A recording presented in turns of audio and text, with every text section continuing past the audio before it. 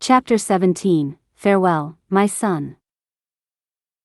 That night during the feast at Wanyinyekevu's home, Queen, with the entire family's help, cooked all of Abuxigan's favorite dishes. Queen looked at Abuxigan as he ate, trying to get a response. Abuxigan felt the stares. This is Aunt Isabella's favorite, sock it to me, cake. It isn't as good as hers, but it's still delicious. Abuxigan said as he took a big bite. Queen smiled. Yes, I know, I tried it and followed her instructions the same way she did, but it's just not as moist as hers. Queen got up to get some more milk for Abuxigan because she didn't want him to see her cry. Abuxigan knew something was wrong. Pops? Wanyinyekevu smiled. Yes, son. Abuxigan stood up and looked at everyone's face. I remembered you telling me repeatedly that a third-eyed view will always be better than a bird's-eye view. Wanyinyekevu smiled. It is. Abuxigan continued. You and Mommy are not telling me something. Wanyinyekevu cleared his throat. Well, there is something. As Queen returned with the milk and placed it on the table, Wanyinyekevu looked at Queen. Baby, please, have a seat. Wanyinyekevu turned to Abuxigan as he looked at all of his children. Sabaoth came to me and told me that I needed to send the people back home, and it was because of that many of the people back home are enlightened, but he also told me that 2 of my sons would go, but only 1 will return. Anne. Well, you're the one that fit the profile. I had to remember how I came here and what I've been through, to be where I am, and to know that Sabaoth's plan is the best.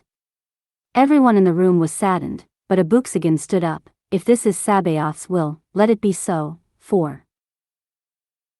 If I become great in Sabaoth's name, who can be against me?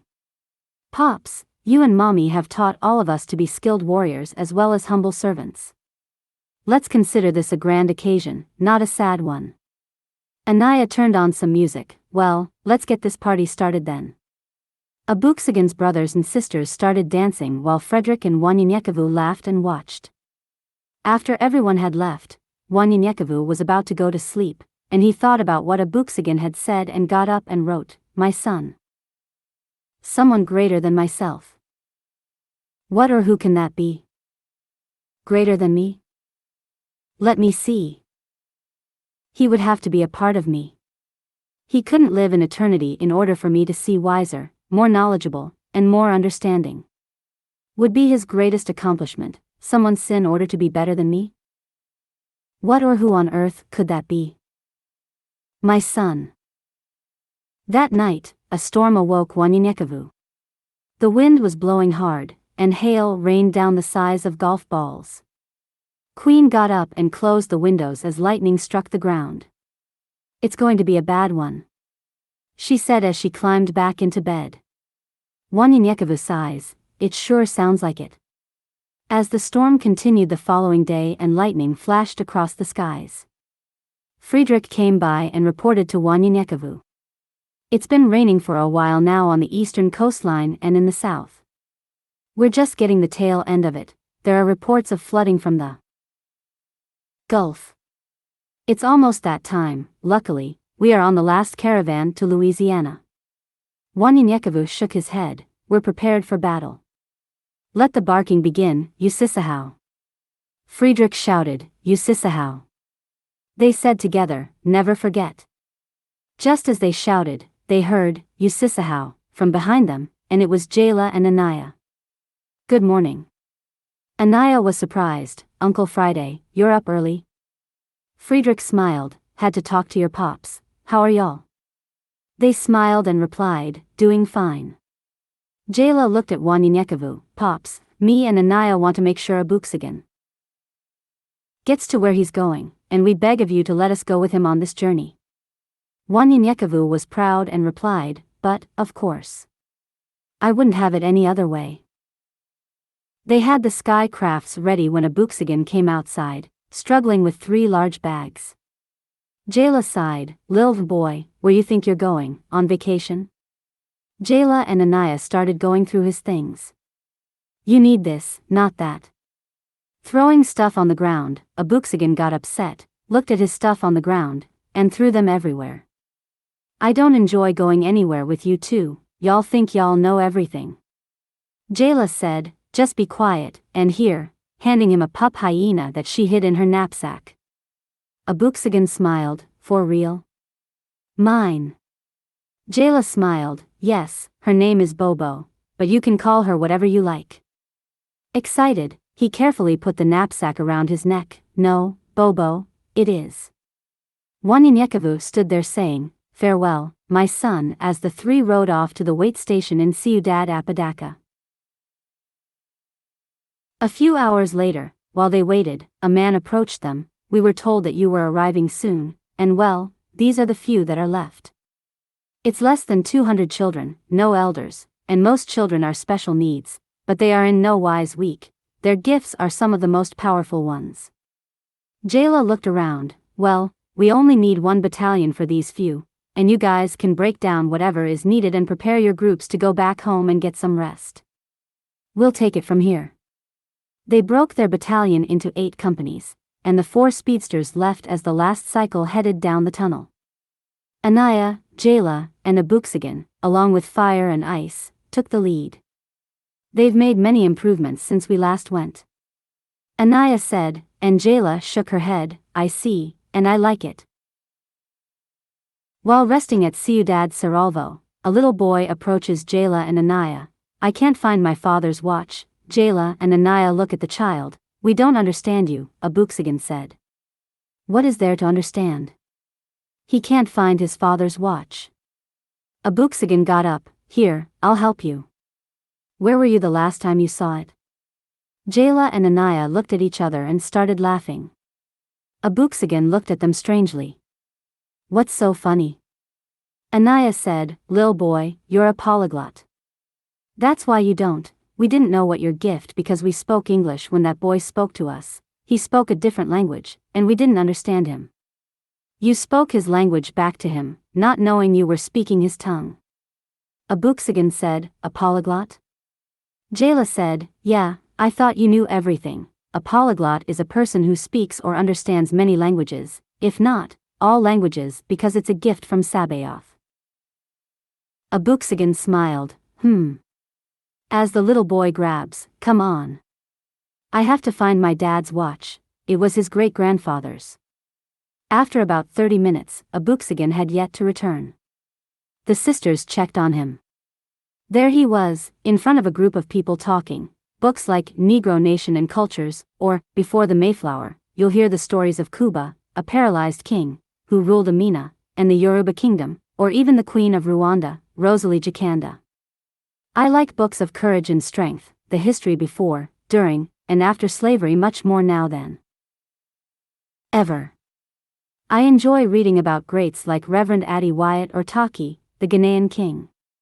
He led a slave rebellion in Jamaica, and even books like The Life of Josiah Henson, formerly a slave, how a slave helped free 100 slaves even before the Underground Railroad. He couldn't read or write but became a preacher, an author, and even an abolitionist. Did you know that the book Uncle Tom's Cabin was based on his story? But my favorite are stories of bravery like Saraonia Mangu, who fought the French in the Battle of Logo, or even Toipurina of the Kumavit tribe. This Native American heroine rallied her people to fight against genocide, colonization, and cultural oppression. Seeing his sister, Abuxagan hesitated for a minute before he continued, I got to go, but let me tell you a little bit about Toipurina. For over 50 years, Jayla interrupted, Abuxagan, I thought you were looking for a watch? Abuxagan said, we find it, and we started talking about different stories and books, and people started joining in. Jayla shakes her head, well, tell this story and come on, we gotta get up early in the morning. As she walked away, Anaya asked, why didn't you stop him? Jayla said to Anaya with a smile on her face, when he throws his hands in the air and starts getting loud, he's about to get started. Anaya laughed as she thought about it, yeah, you're right. As they walked away, they heard Abuxagan continue his story, 20 missions and about 50 years later. These were not religious caravans trying to win souls, for why did they have the military with them? Padres were living side by side with armed soldiers. These soldiers guarded the mission and helped keep the so-called new converts compliant while converting the local people to Roman Catholicism. They would punish them by whipping or caning them if they found out they were practicing their own spiritual beliefs or sacred customs. There were reports of women being abused, raped, and forced baptized. Like always, they almost decimated the native population, killing thousands of people among the 50 communities in the valley. That doesn't sound like Sabaoth to me. A Buxagan got louder, but there was a lady, by the name of Toipurina. Toipurina's home was in San Gabriel, and her people, the Kumavit, became known as the Gabrielino. Many reject the cultural assimilation imposed on them. Toipurina was a respected religious leader and medicine woman amongst her people. Through her trading and spiritual guidance, she learned to speak many Tongva languages and became a persuasive communicator. She used her skills to rally a force of 6 villages to attack the San Gabriel mission. Nicolas Jose, who was rallying resistance within the mission, and 2 village chiefs planned a combined attack that they hoped would overwhelm the guards of San Gabriel and allow them to kill the Spanish invaders. Toipurina's role in the attack drew on her experience as a medicine woman. She immobilized the priests using her spiritual powers while the warriors eliminated the guards. The warriors approached the mission. Unarmed, Toipurina stood by, encouraging them to fight. They scaled the walls of the mission, and the revolt began. The battle was quick. The Spanish soldiers ambushed the attackers. Most warriors, including Toipurina, were captured because a soldier who understood some Tongva and overheard people discussing the planned revolt had tipped the missionaries off. Jayla was reading a book as a Buxagan returned and sat down. You all of a sudden sound like Pops. How is it you know everything but don't like anything? Scratching his head, that's not so. I like history now since I found out I'm somebody through mommy and daddy. Jayla said, you were somebody when you thought you weren't, but now you know you're somebody because of mommy and daddy? You're crazy, lil boy. You were always somebody and just didn't know it. A Buxagan was embarrassed and then got mad. You are always fighting me. Always telling me what to do. Jayla looked at a Buxagan, all this because I told you, you were somebody. Lil boy, if you don't get out of my face, I'll show you why. And what for? A Buxagan scratched his head and tried to walk away. Anaya stopped a Buxagan, little brother, your embarrassment of the truth hurts your feelings. One must stay humble at all times. We are the eldest, our job is to correct your mistakes and protect you. I would rather tell you the horrible truth than a sweet lie. Understand that we all have our jobs to do. My enemies are in front of me because I'm a warrior. I fight and must know the truth. My truth is simply to kill or be killed. You are a teacher or preacher, your enemies can walk with you, and you won't even know it. I admire your gift but don't put mine, or anyone else's down. Remember, Pop said we are a body and have our jobs to do. Don't let the little finger be jealous of the thumb, they have to work together to be powerful, as a fist. A Buxagan looked at Jayla, I'm sorry, I was embarrassed and ashamed. Jayla smiled, it's okay, by the way, this is your book. Pops told me to give it to you, but I hadn't seen his work in so long, I wanted to reread some of it. This last one he wrote for you the night before we left. A lot of Pop's poetry and stuff is in it, and he writes some powerful words and gives an insight of self, being human, and of course Sabaoth. Passing him the book, she said. Good night, lil boy. A Buxagan smiled, I'm still tired of both of y'all calling me lil boy.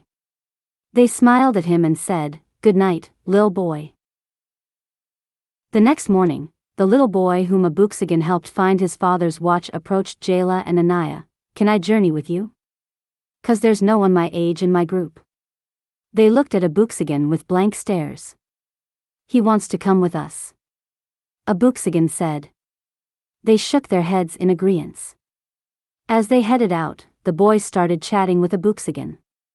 Look, what I can do, and morphed into different objects. His gift amazed Abuxagan. Here, turn into Bobo. The little boy looked at Abuxagan. As long as I touch it or see, I can be it, but not animals. Just objects. After seeing his gift, Jayla and Anaya couldn't comprehend what the little boy was saying. But saw his gifts, he's good for his age. Anaya asked Abuxagan, what is your little friend's name? Abuxagan said, I don't know. Anaya said, even as strangers, you always introduce yourself. Now, ask him his name. Abuxagan asked him his name, and he said, oh, I'm sorry, my name is Dung, it's Vietnamese, spelled Dung but pronounced young, and it means courageous. Abuxagan turned to Anaya, with an attitude. Dung. Anaya shook her head, you better change your attitude. That's why we call you Lil Boy. You need to learn etiquette and how to communicate because he spoke for at least 3 seconds, and we know one word didn't come out of his mouth.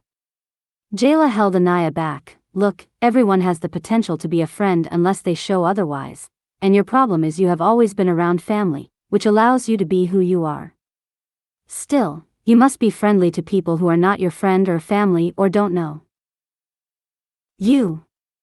Abuxagan said. His name is Dung, but it's pronounced Young, he's Vietnamese. Jayla smiled, you have a lot to learn, lil boy. Frustrated, Abuxagan grabbed Dung's hands, let's walk behind them, they are getting on my nerves. I don't want to see them. Dung said, then we should walk in front of them. Because the sisters didn't understand what they were saying, he continued his conversation with Dung. I'm not even the youngest, they are always treating me like a baby. Dung looked at Abuxagan and said, it's only me. I wish I had brothers and sisters, my mother and father were Muslim at first, then he started worshipping Sabaoth.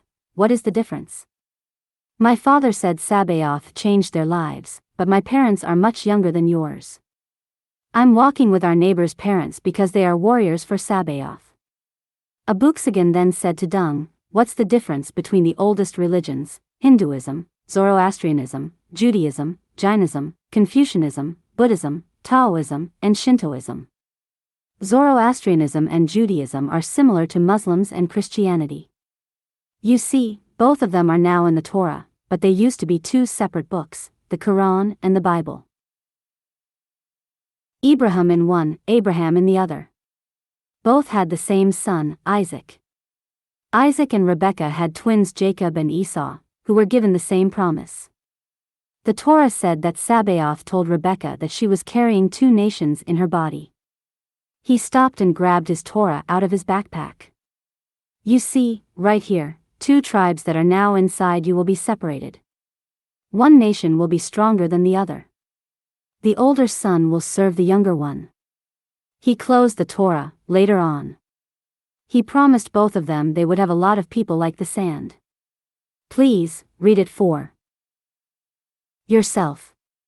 Christianity and the Muslim grew and grew over the centuries and became many sects with different rules. Many deceived them and started pimpin' Sabaoth's people to believe lies for money and sex. Dung had a strange look on his face, pimpin'? Abuxagan said. That's when someone manipulates someone to get whatever they want, usually money or sex. Dung said. Sex. That's nasty. Abuxagan shook his head and said, how old are you again? Dung said. 10. Abuxagan shakes his head and grabs Dung by the hand, come on, let's catch up. A few weeks later, in Tucson, Wanyanyekavu is at his home in the office when he hears a voice in his earpiece, Wanyanyekavu, come in, it was Obe. Come in, Wanyanyekavu replied. Obe calmly said. You need to see this. Wanyanyekavu jumped on his sky craft and headed toward Obe's location at the watchtower. He thought about Abuxagan and called Jayla and Anaya on his way to see Obe. Jayla, Anaya, come in. No answer, so he called again. Jayla, Anaya. Come in. He repeated. This is Ito. It's been a week or 2. Jayla and Anaya cannot be reached because they are in a dead zone by now, and communication is not transmitted or received in these areas. They should be near or in Louisiana by now and should be available within the next 24 to 48 hours. They dismissed everyone, and just a handful of us are here wrapping a few things up. Wanyinyekevu responded, 10-4. As soon as he arrived at the watchtower, Obe was outside talking with a few men. He excused himself and approached Wanyinyekevu. I believe things are getting started, follow me. Walking up a couple of flights of stairs to the top of the tower was a radar system. This is Drogba. Wanyinyekevu shook the man's hand and smiled as Obe continued. Drogba has seen a group of clusters forming both in Phoenix and El Paso. But what I wanted to show you is this. Wanyinyekevu saw nothing, Obed said. Just wait a few minutes, it sometimes comes in and out. A group of small clusters appeared on the screen and quickly disappeared. Obe said, they are using some kind of cloaking device, but someone or something is causing the cloak to fail because it is fading in and out. One of Obe's warriors ran in, here it goes. The woman said as she ran some wires to the monitor and took a few minutes typing on a computer. Obe introduced the woman as Apana. Apana took 15 minutes before she said, here's an aerial view. She zoomed in and looked. There was a band of soldiers. Obed continued, at first, we thought nothing about it, but after a few hours, we noticed their direction was toward Jayla and Anaya's location. Apana zooms in, excuse me, am I the only one who sees this? Wanyinyekevu looked at Apana. I see men the size of ants. Apana, enlightened with the ability to see at great distances, said. Yes, but hundreds of thousands of elms and demons are with them. Wanyinyekevu asked. How long will it take them to catch up to them? Apana scratched her head. At their rate of speed 24 hours or so. Wanyinyekevu remembered what Ito had said and shouted. Jayla An. As he ran to his sky craft. As the sky craft lifted in the air, Wanyinyekevu opened all the channels. Prepare for total lockdown in my battalion, drop everything, and meet me in Louisiana as soon as possible. Wanyinyekevu realized that all communication had been blocked somehow, so he continuously radioed ahead to each location until he got a signal. This is Wanyinyekevu. Does anyone copy? He heard a voice that went in and out. This is Emmanuel, I'm here in Lawtell, Louisiana, go ahead. Wanyinyekevu paused. Are Jayla and Anya there? Emmanuel said, no, we estimate they should be at or just past Pecan Island. Wanyinyekevu had just passed the Rio Grande and lost the signal. Turning back around a few miles until he got back in touch with Emmanuel. Emmanuel. Come in. Emmanuel finally responded. We lost connection for a bit, but I hear you loud and clear now, Wanyinyekevu replied. Our signal is being jammed, and a large group is headed your way. The signal is being jammed from the Rio Grande to somewhere near your location. My battalion is on its way, and I will give them the details, but I need you to contact any. No.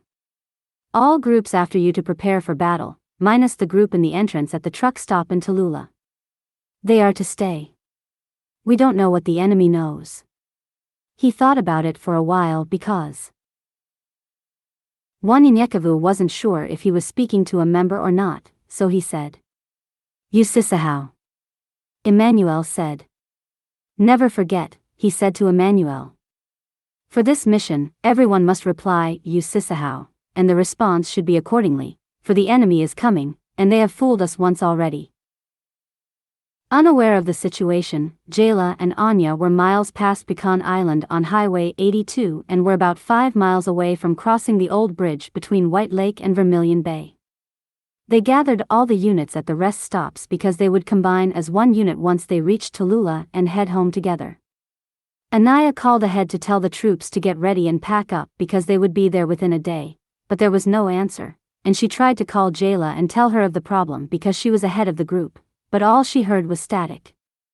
Anaya shouted, stop. Something is wrong. Everyone, check your equipment. Everyone noticed that their radio didn't work either. A young man approached. Not only is my radio not working, but my cloaking device is also off. Jayla took a moment to think. Hurry to the bridge. It's going to take a long time for all of us to get across instead of one at a time. We will have to wait until the person in front of us gets at least 10 to 15 feet to the end of the bridge where it's the strongest. Jayla called for all the speedsters. There were 13. Go search the area in all directions 2 at a time and see if something is going on and meet us on the other side. You 3, stay here just in case we need you to cross the bridge. The speedsters left, headed in all directions. Then Jayla shouted to the crowd, let go. Double time.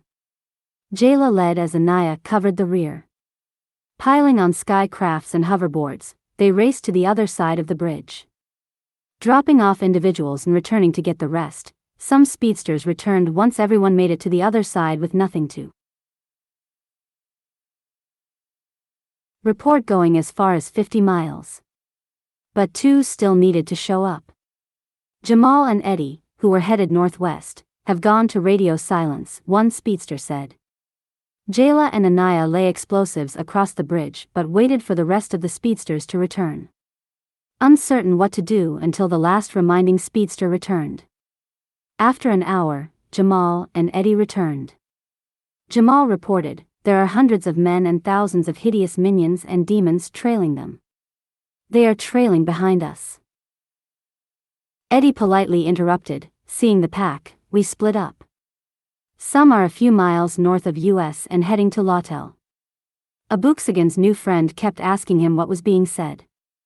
Abuxigan interpreted for a bit until he got frustrated trying to interpret and listen to the men simultaneously. Demons are coming after us.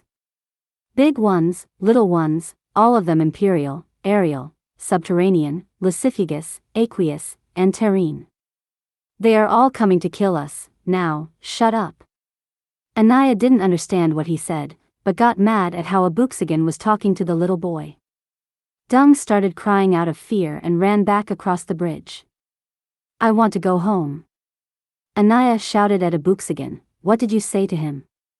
Abuxigan shouted back, I told him that the imperial, aerial, subterranean, lascivious, aqueous, and terrene were all trying to kill us.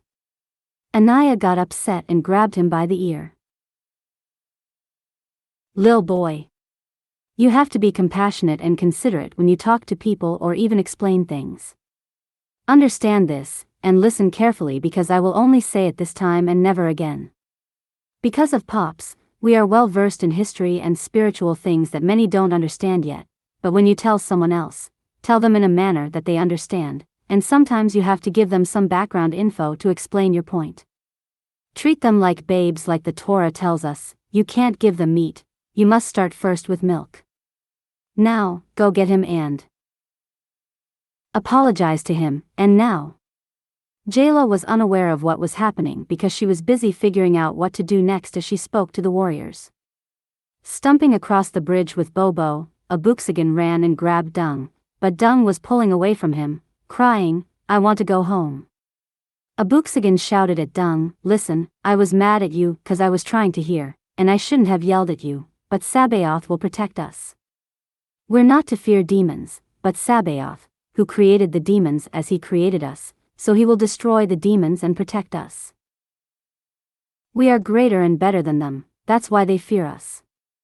Anaya stood at the foot of the bridge, looking at Abuxigan and Dung, when a tall stranger appeared out of nowhere, and then she heard a shout. Stand clear. The bridge will blow in 10, 9. Anaya shouted, no. Abuxigan is on the bridge. Seeing the tall man, she asks, Yael? Yael nods, and remembering what her father said, Anaya sees a speedster about to go after Abuxigan, but she grabs the speedster before he can take off, saying, he'll be all right, he has another journey. Abuxigan finally hears the man behind him as he turns around, and the man holds up his hand. Stop. As the man spoke, the bridge in front of him fell into the water. Abuxigan said to the stranger, Yael? Yael nodded his head. Abuxigan said to Yael, if you are here to protect me, who is protecting my father? Yael said to Abuxigan, your father can handle himself, and now it's your turn to start your journey for Sabbath." Just as Yael spoke again, the bridge fell off, underneath his feet, into the lake. Abuxagan shouted to Dung. "Hold on," holding on to the railing and Bobo, they plummet into the lake. With the help of Yael, they grabbed a piece of driftwood that rushed them downstream. Abuxagan was passed out as Dung tried to wake him as they floated downstream. Abuxagan, covered in darkness, sees in a vision a large stadium, and as he walks towards it, he sees a crowd walking inside. The closer he walked toward the stadium, the more people closed in on him. Shoulder to shoulder, he could barely walk any farther. He sees Friedrich in the front on the stage, speaking, "I am a firm believer that the signs of the sudden evacuation of the children of God is approaching. Our world is descending to madness and evil in preparation for the rise of the kingdom of the beast, the last Babylon. That is why the power has been so great among God's true people. It is to prepare us. Not all will be taken because not all have sold out. Far too many are tied to this world system and have laid down their armor of faith and put on the shawl of this world, and are loyal to it more than to God. Some will have to endure the coming tribulation. Those who are prepared will not. Lastly, ask God to fix that thing, that which stands between us and our liberation and deliverance and blessings." Last night, he admonished that for him to fix that thing, we had to first let go of it. It can be hard to let go of what we have held to for so long. We often fear the space that letting go will leave behind. We fear facing the unfamiliar or the sense of being alone in the absence of what was there for so long. But God said, "Behold, I create a new thing." But to do that, we must let go of the old to create that space he can fill. Have you ever wondered how the Roman barbarians could rise to power and strip from us the glories of being African kings and queens, and establish a kingdom of iron on top of fields of gold? Have you ever wondered how a man of peace whose message of hope and love has saved and changed the lives and souls of millions long after his death could be publicly tortured and murdered on a cross by those he came to save? If you ever wondered how this man's followers and their families could later be rounded up and publicly slaughtered while thousands watched from stadium seats in theaters of blood? If you have ever wondered how millions of indigenous people living in peace in their own lands could be invaded without warning, uprooted, and subjected to genocide, and their lands taken, while simultaneously, hundreds of millions more of their black kin abducted from the motherland, mass enslaved and shuttled around the world to build nations headed by those who believed they had no rights worth respecting, their bodies playgrounds for global atrocities that were unimaginable? It took centuries for them to get free. If you ever wondered how one man could rise to power in one nation while the world sat idle, slaughtering millions while shuttling them on death trains to camps of terror and chambers of horror. If you ever wondered how the hell could rain from a heavenly sky and sedition's flames erupt from below in worldwide conflagration destroying earth and millions of destinies. Or how freedom is dimmed in the light of liberty, and thunderous silence can drown voices out. Ladies and gentlemen, I give you apathy. Its weapons of mass indifference cost more lives than iron or steel. A timeless, invisible war fought by sideline soldiers on bloodless, gutless fields of passivity. Those for whom the cost of doing nothing is worth the price of the freedom to not act for the cause of self. The result of which is the sacrifice of the many for the benefit of a few who give up nothing to gain everything. Friedrich continued as Abuxagan tried to reach him, pushing forcibly toward the stage. It got harder and harder to reach Friedrich. It came to a point where he couldn't go any farther. Abuxagan shouted, "Friedrich!" Louder and louder. When the crowd disappeared, Friedrich was there by himself. Friedrich grabbed Abuxagan by the hand, look, pointing at Daniel, or what appeared to be Daniel. He was much younger, and there was a light behind him. A very dim light grew larger and shone brightly as Daniel aged. Daniel approached Abuxagan. "Years I sat back and learned the way of Sabaoth. Yes, I made mistakes but kept the path. Now listen to what I've learned. Of those who hear, few will believe. Of those who believe, few will act. Of those few who believe and act, they will always be opposed by those who neither believe nor act." Daniel paused and then spoke with authority. Thus says the Lord of hosts. I will bless those who have been faithful and prepare a place of safety for them in the coming days of tribulation. I will also send great judgment on the wicked, the faithless, and the rebellious who have prevailed themselves. Rulers and occupants, for too long of this planet. I will pass through the earth like fire through a forest.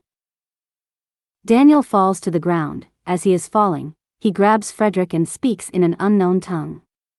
I would put my fist through the earth and stir as if in a pot. The kingdoms of men will fall, and their place of security will be unsettled.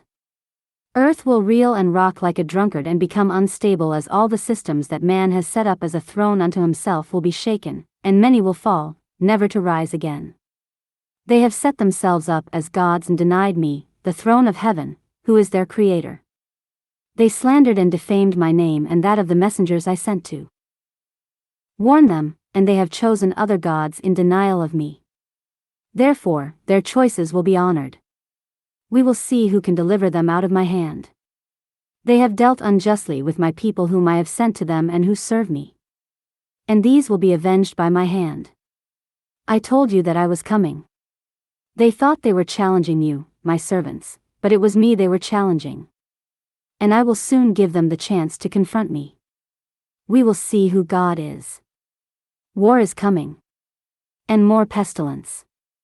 The peace men have enjoyed will be taken from the earth. Be sure you know God as you think you do. Be sure it is not pride and arrogance you hide behind, because all will be revealed and uncovered in the days ahead. As you have heard me repeatedly say, these are the last days of the reign of men on earth. Friedrich and Daniel shouted at Abuxagan, "Go and do his bidding, you Sisahau," and Abuxagan replied, "I will not forget." Just then, Abuxagan woke up out of his vision as he and Dung lay on the shoreline. He raised his head. Seeing Yael sitting down with his legs crossed, Abuxagan said, "If that's the kind of help you're going to give, I'm not sure if I need it." With a blank smile, Yael said, "I protect you from death, not pain, but keep that sarcasm, 'cause that's the kind of sarcasm you'll need where you're going. Just remember this, they will always try to divide." Abuxagan looked at Yael and said, "Where am I going?" Yael replied, "The other side of nowhere."